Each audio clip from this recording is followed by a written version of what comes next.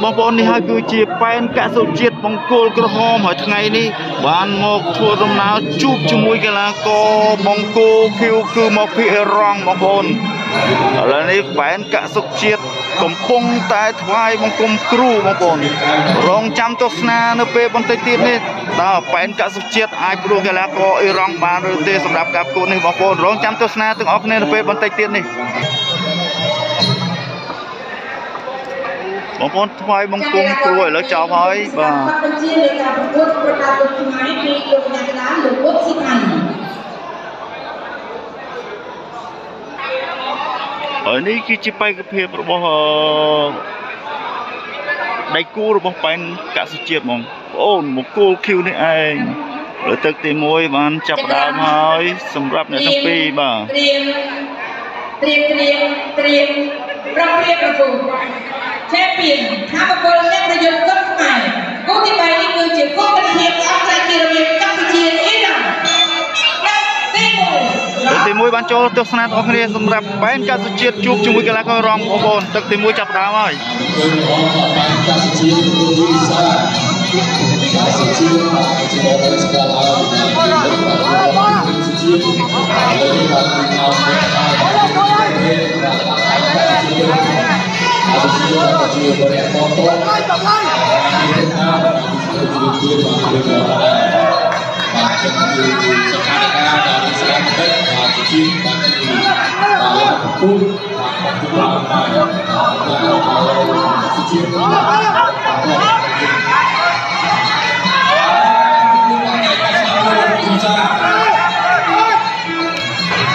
ជាអូខេបាទវិសានេះអត់ស្មើទេបាទតាមពួកសុខខ្មែរជួយជាមួយនឹងអង្គការជាចិត្តរូបចាប់តាំងពីខាងនេះអត់ទីបន្តគឺស្គាល់ចិត្តរបស់សុជាតិបាទវិសាទីជាបងវិសាទីរបស់ឯណាបានទៅទៅចាប់ទឹកគឺតាមមួយរបស់ជាទឹកជាទី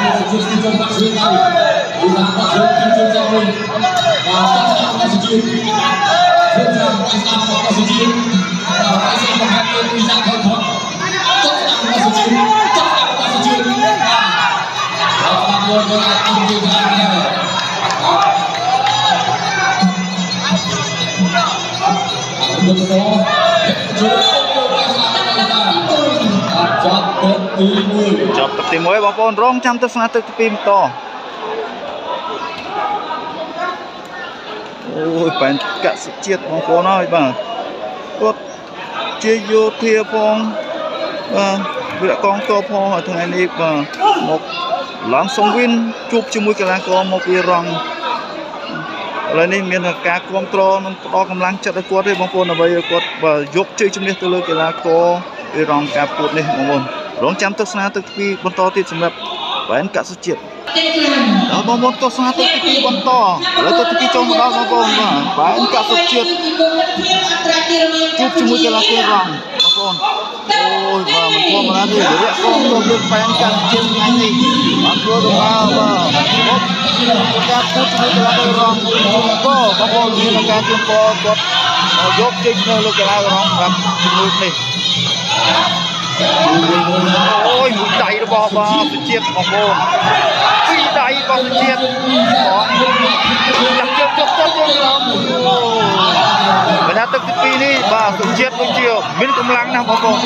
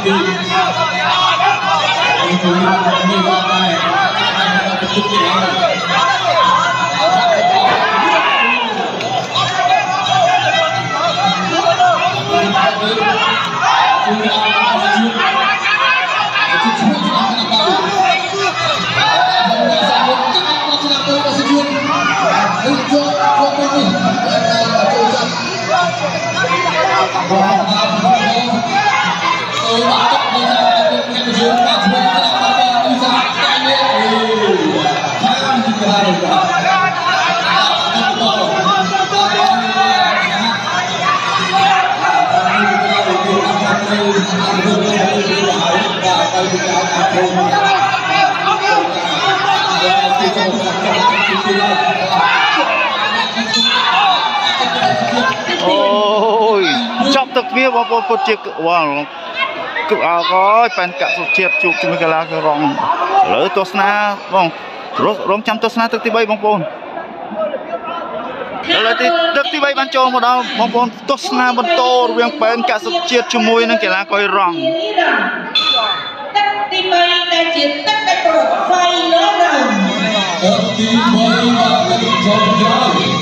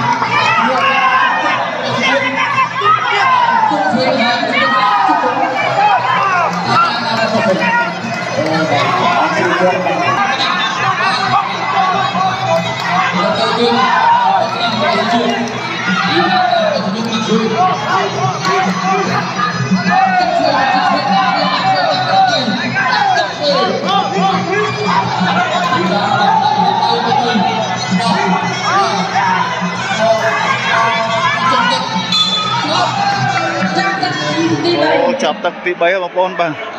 រងចាំការប្រកាសលទ្ធផលពីលោកគ្រូបាទគណៈកម្មការយ៉ាងកណ្ដាលថាអ្នកណាជាអ្នកទទួលបានជ័យជំនះបងប្អូនពិតជាជក់ចិត្តមែនទែនសម្រាប់បែនកសិជាតិជួបជាមួយនឹងកីឡាកររងមកគោឃើញនេះបងប្អូនបាទគឺវាយអស់ពីសមត្ថភាពទាំងអស់គ្នាសម្រាប់អ្នកទាំងពីរ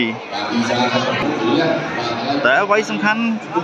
សជាតិគឺជាវីរៈកងទ័ពបងប្អូនគាត់ស្រឡាញ់គុណខ្មែរបន្ទាប់ពីការពារឲ្យគាត់មកបាទហាត់គុណខ្មែរឡើង